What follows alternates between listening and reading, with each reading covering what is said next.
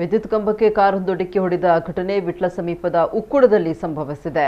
ಘಟನೆ ಪರಿಣಾಮ ವಿದ್ಯುತ್ ಕಂಬ ತುಂಡಾಗಿದ್ದು ಕಾರಿನ ಮುಂಭಾಗ ಸಂಪೂರ್ಣವಾಗಿ ಜಖಂಗೊಂಡಿದೆ. ವಿದ್ಯುತ್ ಪ್ರವಹಿಸುವ ತಂತಿಗಳು ರಸ್ತೆಗೆ ಬಿದ್ದಿದ್ದು ಅದೃಷ್ಟವಶಾತ್ ಸಂಭವನೀಯ ದುರಂತವೊಂದು ತಪ್ಪಿ ಹೋಗಿದೆ. ಕಾರಿನಲ್ಲಿದ್ದವರು ಸಣ್ಣಪುಟ್ಟ ಗಾಯಗಳಿಂದ ಪಾರಾಗಿದ್ದಾರೆ ಅಂತ ತಿಳಿದು ಬಂದಿದೆ.